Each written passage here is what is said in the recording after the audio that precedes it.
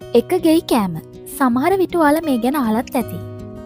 මේ එක ගෙයි කෑම කියන්නේ අතීතයේ ශ්‍රී ලංකාවේ ක්‍රියාත්මක වුණු පැරණි විවාහ ක්‍රමයක්. සරලවම කිව්වොත් මේ විවාහ ක්‍රමයෙන් සිද්ධ වෙන්නේ පවුලේ සහෝදරයන් කීප දෙනෙක්ටම එක බිරිඳක් කැඳාගෙන එමයි. අද සමාජයේ විදියට මේ විවාහ ක්‍රමය අශීලාචාර විදියට පෙන්වන්නට අතීතයේ පැරණන් අතර මේ විවාහ ක්‍රමය සාමාන්‍ය දෙයක් බවට පත් වෙලා තිබ්බා. මේ විදියට එකගේ කෑමට යන කාන්තාව ඉතා වාසනාවන්ත තැනැත්තියක් බවයි පැරණන් විශ්වාස කරේ. මේ විදියට එකගේ කෑමට මූලික හේතුව වෙලා තිබ්බේ පවුලේ දේපල පිට යෑමට වැළැක්වීමයි. ඉතින් අද විශ්වචාරිකත් තුළින් අපි කියන්න යන්නේ මේ අපූරු එකගේ කෑමේ විවාහ චාරිත්‍රය ගැනයි. එහෙමනම් රැඳිලා ඉන්න කියලා ආරාධනා කරනවා මේ වටිනා වීඩියෝ අවසන් වෙනකම්.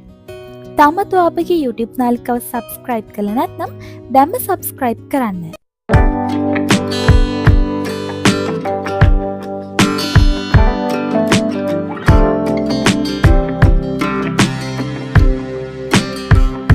මේ එකගේ කෑමේ විවාහ ක්‍රමය සුලභ අතීතයේ සිදු වූ විවාහ ක්‍රමයක්. සහෝදරයන් කීප දෙනෙක් සිටින පවුලකට එක බිරිඳක් රැගෙන එම මේ විවාහ ක්‍රමේ මූලික ලක්ෂණයයි.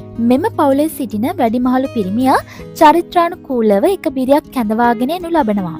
ඉන්පසු මේ කැඳාගෙන එන බිරිඳ මේ පවුලේ සියලුම පිරිමි සහෝදරයන්ගේ බිරිඳ බවයි සඳහන් වෙන්නේ. ඔවුන් සියලු දෙනා වරින් වර මාරුවෙන් මාරුවට බිරිඳ සමග එකට සිටිනවා. ඒ බිරිඳත් කිසිදු වෙනසක් නොකොට සියලු දෙනාම තමන්ගේ සැමියන් බව සිතා ඔවුන්ගේ වැඩ කටයුතු සිදු කරනවා. එම බිරිඳත් එකගේ කෑමට සිදුවන බව දැනගෙනම මේ මංගල කටයුත්තට කැමති වෙන බවයි සඳහන් වෙන්නේ. බිරිඳ සමග සහෝදරයන් එකට සිටින අවස්ථාවලදී අනෙකුත් සහෝදරයන්ට එය ඇඟවීමට සිය අමුඩ ලේන්සුව තොර උඩ රඳවා ඇති අන්තට්ටුවේ රඳවන බවයි සඳහන් වෙන්නේ.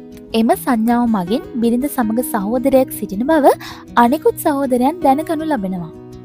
මේ ආකාරයට මංගල චාරිත්‍රාක් ඇතිවීමට බලපෑ ප්‍රධාන හේතුව වුණේ පවුලේ දේපල පිටට යාම වැළැක්වීම සඳහායි.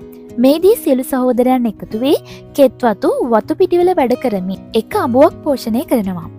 එහිදී මෙම කාන්තාවට ලැබෙන දරුවන් සඳහා නිශ්චිත පියෙක් සොයා ගැනීමට අපහසු නිසා එම දරුවන් මෙම සියලු සහෝදරයන්ට ලොකු තාත්තා පොඩි තාත්තා ආදී වචන වලින් ආමන්ත්‍රණය කරන බවයි සඳහන් වෙන්නේ.